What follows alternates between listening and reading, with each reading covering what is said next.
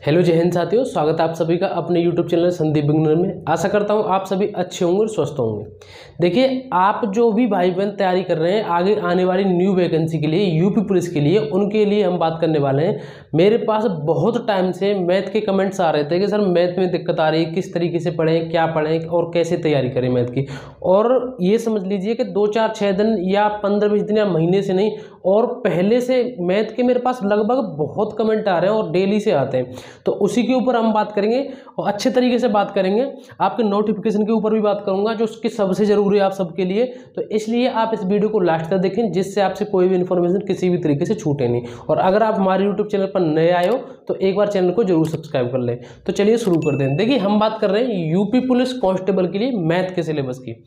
सबसे पहले तो हम बात करते हैं, अगर हम यूपी पुलिस कांस्टेबल की ही नहीं, अगर हम किसी भी एग्जाम की तैयारी कर रहे हैं, किसी भी डिपार्टमेंट की तैयारी कर रहे हैं, किसी भी अपने यानी कि कोई भी आपका अपना पेपर हो जिसकी आप तैयारी कर रहे हैं, पहले हमें उसका सिलेबस जानना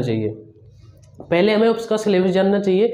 सिलेबस देखने के बाद हमें PYQ देखनी चाहिए। मैं आपसे हर बार कहता हूँ, जब तक आप किसी भी एग्जाम के PYQ नहीं देखेंगे, मैथ से ही मतलब नहीं, कोई भी सब्जेक्ट हो, जब तक आप PYQ नहीं देखेंगे तब तक आप एक अच्छी तैयारी नहीं कर पाएंगे और बहुत कम चांस है कि आपका सिलेक्शन हो जाए।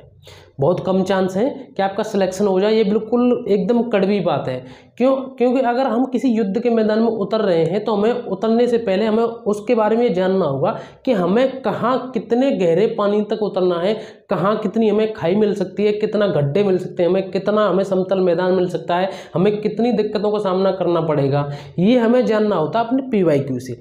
मीन्स कि अगर आपने PYQ देख लिया तो हमें ये अंदाजा लग जाता है किस किस विषय से कितने प्रश्न आते हैं, कितना लेवल रहता है, तो उस हिसाब से हम तैयारी करते हैं। तो इसी बेस पे मैंने आपके लिए जो कुछ महत्वपूर्ण टॉपिक लिखे हैं मैथ के लिए, जो कि आपके लिए सबसे ज़रूरी है। इनके अलावा आपको कुछ भी करने की ज़रूरत नहीं है। चाहे आपसे कोई कुछ भी कितना भी चैप्टर बता दे कि ये चैप्टर, पहले तो मैं आपको बताऊँ, सच में जिसने अच्छे तरीके से एनालिसिस किया होगा यूपी पुलिस के पेपर का, या जिस भी भाई बहन को अच्छी जानकारी होगी, वो आपको कभी भी गलत गाइडेंस नहीं देगा। ठीक है, अगर आपको कोई इन चैप्टर के अलावा बहुत सारा मटेरियल बता रहा है मैथ के लिए, या कोई बुक दे दी कि पूरी बुक को पढ़ डालो, तो वो बिल्कुल गलत करेंगे। अब मैं आपको बता रहा हूँ इन चैप्टर को आप कर लीजिए, इनके अलावा कुछ भी आपको करने की जरूरत नहीं पड़ेगी। अब आपको बता रहा हूँ मैं किस किस तरीके से कैसे करने हैं। देखिए, सबसे पहले मैं आपको यहाँ टॉपिक बता देता हूँ कि कितने टॉपिक हैं। यहाँ मैंने कुछ 14-15 टॉपिक लिखे हैं। ये 14 मतलब एक वैसे ही 14 हैं, आपको ये 15 भी हो सकते हैं, ये 1-2 ऊपर नीचे हो सकते हैं। जैसे कि मैंने आपको बताया, यहाँ लिखी है साधारण और चक्रवृद्धि ब्याज। अगर आप इनको अलग अलग लिखेंगे तो ये 15 हो जाएंगे। ठीक है, यही इसी तरीके से जैसे कि मैंने यहाँ लिख दिया है कि लाभ हानि, ये एक होगा। अगर हमें इसमें छूट और जोड़ दें तो एक टॉपिक और जुड़ जाएगा। तो इसी तरीके से LCM HCM अगर आप अलग कर दें तो एक टॉपिक और जुड़ जाएगा। लेकिन फिर भी आप मान करके चलिए 14 से 15 टॉपिक हैं आपके। अब हम इस पर बात करें कि संख्या पद्धति। देखिए, सबसे पहला टॉपिक है आपका संख्या पद्धति। ठीक है, और दूसरा है LCM। ये जो टॉपिक बता रहा हूं मैंने, इनके आगे लिखे हैं कि इतने प्रश्न आपके पेपर में आते हैं और आते आए हैं और आएंगे। और जिस तरीके से मैंने लिखे हैं, इसमें 1-2 प्रश्न ऊपर नीचे हो जाए तो कोई ऐसी बड़ी बात नहीं है। इसमें जिस तरीके से संख्या पद्धति के प्रश्न देखने को मिलेगा, आपको एक प्रश्न देखने को मिलेगा संख्या पद्धति से। ठीक है, उसके बाद LCM HCM से आपको 2 प्रश्न देखने को मिलेंगे। एक भी आ सकता है और 2 भी आ सकते हैं। ठीक है, इसमें कुछ नहीं, मैंने आपसे पहले बता रहा हूँ, 1-2 प्रश्न ऊपर, जैसे मैंने यहाँ जहाँ भी लिखा है ना 2 प्रश्न या 2-3, उनमें 1-2 प्रश्न ऊपर नीचे हो सकता है। अब यहाँ हम बात करते हैं सरलीकरण की। सरलीकरण में आपके 2 से 3 प्रश्न आएंगे और ये टॉपिक आपके लिए महत्वपूर्ण है। ठीक है, ये टॉपिक आपके लिए महत्वपूर्ण है। क्यों महत्वपूर्ण है? सरलीकरण आपके लिए इसलिए महत्वपूर्ण है क्योंकि इसमें आपको 2 से 3 प्रश्न देखने को मिलेंगे और इसमें 1-2 प्रश्न बढ़ भी सकता है, इसमें कुछ वो नहीं है।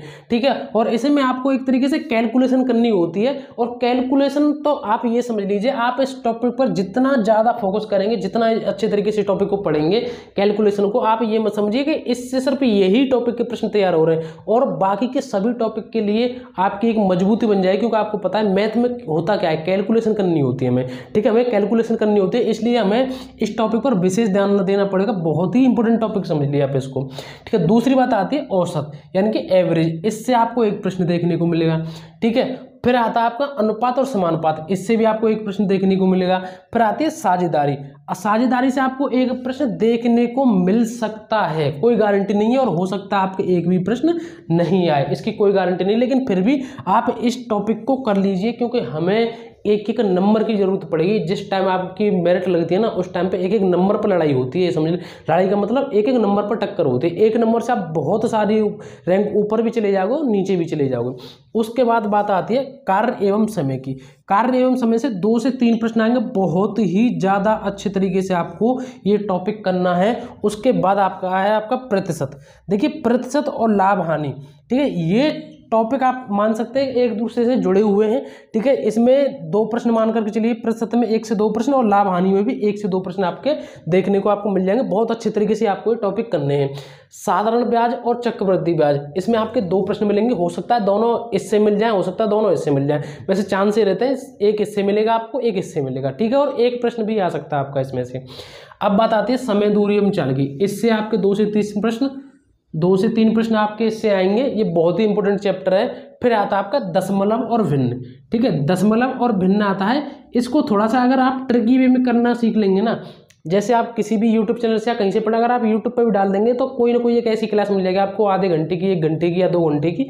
उसको आप 2-3 बार देख लेंगे, ये टॉपिक आपको क्लियर हो जाएगा। इसमें थोड़ा सा अगर हम ट्रिकी वे में कर लेते हैं ना, तो बहुत जल्दी इसका सॉल्यूशन हो जाता है। उसके बाद बात करेंगे हम क्षेत्रमिति से। एक प्रश्न आएगा, चाहे तो आप इस टॉपिक को छोड़ भी सकते हैं।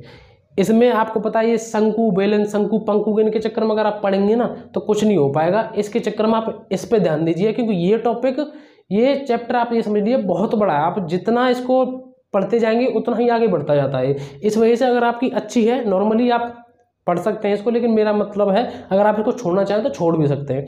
उसके बाद आपका DI, ठीक है, जो आपके चार्ट वगैरह के जो प्रश्न आते हैं ना, तो उनको आप कर सकते हैं। ये आप रीजनिंग में भी मान सकते हैं किसी भी तरीके से। ये आप टॉपिक पूरा कर लीजिए। इसके मैं आपको प्रश्न नहीं बता रहा हूँ, क्योंकि आपको पता है बहुत ही ज़्यादा इतना टफ नहीं है, ये बहुत सरल आप मान सकते हैं इसको। इसमें कुछ नहीं, बस आप ये समझ लीजिए अगर आपने ये प्रतिशत और लाभ हानि अच्छे से कर लिया ना, तो मानिए ये हो गया, ठीक है। उसमें आपको पता है पाई चार्ट वगैरह में ऐसे दे देते हैं कि इस साल में इतना लाभ हुआ, उस साल में इतनी हानि हुई, तो टोटल मिलाकर कितनी लाभ हुई या कितना हानि हुआ, इस तरीके से। अब मैं आपको बताऊं कि आपको कौन से टॉपिक पर सबसे ज़्यादा फोकस करना है। देखिए जैसे कि आपको बताया मैंने, समय, दूरी, चाल, ठीक है, साधारण ब्याज, और ये आपका प्रतिशत, लाभ हानि और कार्य एवं समय, ये आपका बहुत ही इंपॉर्टेंट चैप्टर है। अब मैं आपको बता रहा हूँ, जहाँ जहाँ भी आप एक एक प्रश्न देख रहे होंगे ना, कि एक प्रश्न एक प्रश्न एक प्रश्न एक प्रश्न, अगर आपने सोच लिया इसमें तो सिर्फ एक एक प्रश्न है, हम इनको ना करके इनको ही कर लें, तो भी आप बहुत बड़ी दिक्कत में फंस जाओगे। क्योंकि ये जो एक एक प्रश्न दिख रहे हैं ना, ये आपके इतने ज़्यादा टफ पेपर नहीं आता आपका। मैं पूरे मैथ की बात करूँ, अगर आप अब भी नॉर्मल तैयारी भी कर रहे हो ना, तो मैं कह रहा हूँ अगर कल को भी पेपर हो जाए ना, तो आप इसमें से 10 प्रश्न तो फिर भी कर देंगे, क्योंकि आपको पता है जो टोटल प्रश्न आएंगे वो आपके लगभग 19 से 20 प्रश्न आएंगे, ठीक है। 19 से 20 प्रश्न आएंगे। बताया जाता है सिलेबस में 37 से 38, लेकिन बाकी के 19 प्रश्नों को छोड़ करके वो सब रीजनिंग की तरह आते हैं। ये मैंने कई बार बता चुका है आपको। 19 से 20 प्रश्न आएंगे आपको, उनमें से अगर अभी आपको पेपर दे दिया है तो 10 तो आप अभी कर लेंगे, अगर थोड़ी बहुत भी आप नॉर्मली तैयारी कर रहे हैं तो। अब आपको आगे के 8-10 नंबर के लिए तैयारी करनी है। उसके लिए आपको ये करना होगा, जितने भी मैंने यहाँ चैप्टर बताए हैं, एक भी टॉपिक आपको नहीं छोड़ना है। बहुत ही अच्छा, मतलब ऐसा नहीं है कि आप इनको नहीं कर पाएंगे, बढ़िया पेपर आता है, आप इसको आराम से कर सकते हैं, इतना टफ पेपर नहीं आता। आप स्क्रीन पर भी देख रहे हो, इस तरीके से प्रश्न आते हैं, आप इनको आसानी से ईजी तरीके से सॉल्व कर सकते हो अगर आपने बढ़िया तरीके से तैयारी करी तो, ठीक है। अगर आपका कोई एक प्रश्न है, 2 प्रश्न है या 2-3 प्रश्न किसी भी चैप्टर से, जितने भी टॉपिक मैंने यहाँ लिखे हैं, इनको आपको अच्छी तरीके से करना है। और एक एक टॉपिक को आप, जब तक आपका कोई डाउट खत्म नहीं हो जाता तो दोबारा करिए, ठीक है। दोबारा खत्म नहीं होता तो तीसरी बार करिए। अब मैं बात करूँ आपको कि देखिए यहाँ की कुछ चीज़ें जरूरी हैं आपके लिए, उनके ऊपर बात कर रहे हो किस तरीके से आप अपनी प्रैक्टिस को एक बढ़िया वे में ले जा सकते हैं, ठीक है। उससे पहले मैं आपको बता दूं कि अगर आप यूपी पुलिस कांस्टेबल की ही तैयारी कर रहे हैं तो उसके लिए अगर एक अच्छी बुक की बात करें तो आप एक चक्षुपासन की न्यू बुक ले सकते हैं। ये आपके नए सिलेबस को ध्यान में रखकर ही तैयार की गई है। अगर आपको PYQ चाहिए, प्रैक्टिस सेट भी चाहिए, और PYQ में आपके मैथ के प्रश्न भी वहाँ आपको देखने को मिल जाएंगे, तो इनकी दूसरी बुक भी आती है, प्रैक्टिस सेट वगैरह भी आते हैं। इन दोनों बुक को आप ले सकते हैं। इसकी लिंक मैंने डिस्क्रिप्शन में दी है, अगर आपको ऑनलाइन चाहिए तो वहाँ से ले सकते हैं, आपको ये ऑफलाइन में मिल जाती है। तो इस बुक से आप अपनी अच्छी तैयारी कर सकते हैं। अब हम बात करते हैं कि जो सबसे ज़रूरी है मैथ के लिए। देखिए आपको वर्ग, वर्गमूल और घन, घनमूल, ये आपको सब कुछ ये आपको रटे होनी चाहिए। कम से कम 20-30 तक तो आपको अच्छे तरीके से कर लेनी चाहिए, ठीक है। कम से कम 20-30 तक तो आपको अच्छे तरीके से कर लेने चाहिए। इनसे क्या है, आपकी कैलकुलेशन बहुत ज़्यादा फास्ट हो जाती है। जब आप प्रश्न का जो आंसर निकालेंगे ना मैथ का, तो आपका जो आंसर यानी कि जो भी आपकी संख्या जोड़ घटाव करके आप कैलकुलेशन करके आगे आने वाली है वो आप लिख के करेंगे, उससे पहले आपके दिमाग में वो क्लिक कर जाती है कि ये संख्या आने वाली है। तो इससे ये फायदा होता है। दूसरी बात यह है, भूलकर भी ये वहम मत डालना अपने दिमाग में कि हम मैथ को एक दिन कर लिया, 2-4 दिन बाद फिर कर लेंगे, हम पर ये जो टॉपिक तो आ गया, अब हमने रट लिया, फिर 2-4-6 दिन बाद कर लेंगे। कुछ नहीं होने वाला है। जब आप 2-4-6 दिन बाद करने बैठेंगे ना, तो हो सकता है कुछ प्रश्न करने लग जाए आप, लेकिन सारे प्रश्न नहीं कर पाएंगे। इसलिए आपको कैलकुलेशन की प्रैक्टिस करनी है और डेली प्रैक्टिस करनी है। ठीक है, अभी जो मैं आपसे कह रहा था कि ये वहम नहीं पालना है कि हमें डेली नहीं पढ़ेंगे, 2-4-6 दिन पढ़ेंगे। मैथ और रीजनिंग ये दो ऐसी मतलब विषय हैं कि इनको आप डेली प्रैक्टिस तब तक नहीं करेंगे तब तक आपका कुछ भी होने वाला नहीं है। अब आपको करना क्या है, देखिए ये मैंने आपको बता दिया। अगर हम इस यहाँ बुक की बात करें तो बुक आपके पास कोई भी हो, बुक खराब नहीं होती। अगर आपके पास कोई नहीं है तो मार्केट से कोई भी बुक लेकर के आइए मैथ की, और कोशिश करिए कि छोटी से छोटी बुक हो। छोटी से छोटी ऐसी भी नहीं कि एक पेज की आ जाए, मतलब बढ़िया बुक हो, एक अच्छे बढ़िया उसकी पब्लिकेशन की, और मतलब एक छोटी छोटी ऐसी नहीं कि सीजीएल लेवल की ले आए। और दूसरी बात यह है कि आपको मैथ की तैयारी करते समय ये ध्यान रखना है कि हमारा लेवल क्या है। आप यार सॉल्व कर रहे हो पेपर सीजीएल के, तो ऐसे थोड़ी ना हो पाएगा। सीजीएल का लेवल अलग होता है और कांस्टेबल का लेवल अलग होता है। तो इस तरीके से आप उसी तरीके से तैयारी करें। मैं बार बार फिर से कह रहा हूँ, बात वहीं आके रुक रही है कि PYQ। जब तक आप PYQ नहीं करेंगे तब तक आपको यही नहीं पता चलेगा कि हमारे प्रश्न आते कैसे हैं, सीजीएल लेवल के आते हैं या कांस्टेबल लेवल का लेवल होता क्या, कैसे अंतर पता चलेगा, वो PYQ से ही पता चलेगा। ठीक है, तो इस तरीके से पढ़िए। ये मैंने जरूरी बातें लिखी हैं। कैलकुलेशन की प्रैक्टिस जरूर करनी है। कैलकुलेशन यानी कि जोड़ घटाव गुणा भाग, ये सारी चीज़ें आपको बहुत अच्छी तरीके से आनी चाहिए। शर्म की बात इसमें कुछ नहीं। अगर आपको पहाड़ी भी नहीं आते हैं तो पढ़ लीजिए। कौन देख रहा है आपको? रूम में बैठ के कोई देख रहा है आपको कि इस पर पहाड़ी नहीं आते हैं? थोड़ा सा 10-10, 20-20 मिनट डेली दे दीजिए कि पहाड़ा ले आइए। जो बच्चे पढ़ते हैं ना छोटे छोटे, वो पहाड़ा ले आइए। आपको इतनी ही शर्म लग रही है कि मुझे पहाड़ नहीं आते हैं, तो आपको कोई देखने थोड़ी ना जा रहा है कि इस बंदे पे पहाड़ नहीं आते हैं। ना मुझे दिख रहा है, बस मैंने आपको वीडियो में बता दिया, मुझे थोड़ी ना पता है किस किस को पहाड़े आते हैं किसको नहीं। तो इस तरीके से कैलकुलेशन मजबूत करिए और डेली प्रैक्टिस करिए। अब हम बात करते हैं कि हो सकता है कुछ भाई बहनों को ये डाउट हो कि अगर इस बार कोई नया चैप्टर आ गया तो इनके अलावा, पहली बात तो मैं आपको बता दूं कि इनके अलावा कोई चैप्टर नहीं आया और नहीं आएगा। ठीक है, अगर इनके अलावा कोई नया चैप्टर आ भी जाता है तो एक बात हमेशा ध्यान में रख, देखिए 2 पॉइंट होते हैं। एक तो होता है कि हम नेगेटिव सोचें, एक होता है पॉजिटिव सोचें। जहाँ जो जिस तरीके से सोच लेता है वो उसका रिजल्ट उसी तरीके से आता है। अगर आपने नेगेटिव सोच लिया, उसको एकदम घबराहट के रूप में ले गए, तो आपसे जो प्रश्न आ रहे होंगे ना एग्जाम में या घर पर, वो भी प्रश्न नहीं आएंगे। अगर आपने एक अच्छी सोच के साथ, अपनी पॉजिटिविटी के साथ कुछ अच्छा सोच लिया, तो एक अच्छे माइंड के साथ अपने प्रश्नों को आप सॉल्व करेंगे। बात आती है कि नया चैप्टर आया, तो अगर आपके सामने कोई नया चैप्टर आ भी गया पेपर में, तो ये मान करके चलिए, अपने दिमाग में मानिए, बिल्कुल टेंशन फ्री रहिए कि वो जो नया चैप्टर आ रहा है वो आपके लिए नहीं, वो सभी के लिए नया है।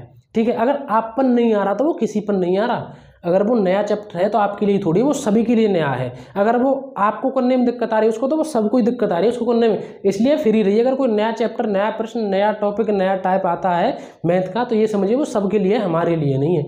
ठीक है, तो इस तरीके से ये तो आपका ये डाउट हो गया। अब बात आती है नोटिफिकेशन की। देखिए नोटिफिकेशन आपका इस तरीके से आएगा जैसे SSC GD का आया था ना, कि बता रहे थे उस दिन आएगा 1-2 महीने बाद, और पहले ही आ गया वो। ठीक है, तो इसी तरीके से आपका जो नोटिफिकेशन है ना, आपका जो नोटिफिकेशन है वो अचानक आएगा किसी दिन, और आप देखते रह जाएंगे। ठीक है, अचानक आएगा, फिर आपको पता है, फिर आप क्या करेंगे, यूट्यूब पर सर्च करेंगे कि 1 महीने में कैसे तैयारी करेंगे पुलिस की, 15 दिन में कैसे तैयारी करेंगे पुलिस की। फिर आप मैथ की ये वीडियो देखेंगे, इसमें से देखेंगे यार 2-3 प्रश्न ये, 2-3 प्रश्न ये, 2-3 प्रश्न ये, और इनको जल्दी जल्दी पहले इनको सॉल्व कर लें, यानी कि इनकी तैयारी पहले कर लें। तो इसलिए अच्छा, आप अभी से अच्छी तरीके से तैयारी करिए। नोटिफिकेशन आने से पहले आपको पता है कि आपकी अपनी तैयारी पूरी हो जानी चाहिए। इसलिए मैं आपसे कह रहा हूँ कि आपका नोटिफिकेशन अचानक आएगा, ये बिल्कुल कन्फर्म सोच लीजिएगा कि जिस तरीके से SSC GD का है ना, तो अचानक से एकदम आ गया। उसकी डेट बहुत बाद में थी जो SSC GD का जो नोटिफिकेशन आया था, तो इसी वजह से, और जिनकी तैयारी पहले से थी SSC GD की, वो एकदम फ्री थे कि आ गया तो ठीक है, हमारी तैयारी तो पहले से ही है, रिवीजन हमारा चल रहा था। तो इस वजह से अपनी अच्छे तरीके से तैयारी करिए। नोटिफिकेशन की टेंशन मत लीजिए, आपको पता है कि आना ही है वो, लेकिन अचानक से आएगा। इसलिए मैं आपसे कह रहा हूँ कि आप अपनी तैयारी अभी से एक अच्छे वे में शुरू कर दीजिए। ठीक है, मैथ में ये सारी चीज़ें मैंने बता दी। अभी भी मैं कुछ भूल रहा हूँ या आपका कुछ डाउट हो तो कमेंट करके एक बार जरूर बताएं। और कुछ 1-2 चैप्टर टॉपिक ऐसे हो सकते हैं जिनसे आपको लग रहा हो कि प्रश्न आ सकते हैं, आ जाएं, तो वो ऐसी कुछ बड़ी बात नहीं है। अगर मैं आपको बता रहा हूं कि आपने अगर 17-18 प्रश्न भी कर दिए 16 प्रश्न भी कर दिए तो आप एक अच्छे वे में समझना अपने आप को। अगर आपका कोई 1-2 प्रश्न अलग से आ जाए, जैसे मानो कि चलो मैंने यहाँ रेलगाड़ी का कोई भी प्रश्न नहीं लिखा, अगर वो आपका आ गया, अगर आपने वो छोड़ भी दिया तो कोई दिक्कत नहीं, जितना बता रहा हूँ आप उतना तो कर लीजिए, आपका फिर भी स्कोर अच्छा रहेगा। ठीक है, तो दोस्तों ये सारी जानकारी थी आप सभी के लिए। वीडियो अच्छी लगी हो तो यार वीडियो को लाइक करके एक बार चैनल को जरूर सब्सक्राइब कर दें, और कुछ अपडेट मैं आपको टेलीग्राम चैनल पर भी देता रहता हूँ, जिसकी लिंक मैंने डिस्क्रिप्शन में दे दी है, आप उसको एक बार ज्वाइन कर लें। तो दोस्तों आज के लिए बस इतना ही, अब मिलेंगे अगली नई वीडियो में एक नए टॉपिक के साथ। जय हिंद, जय भारत।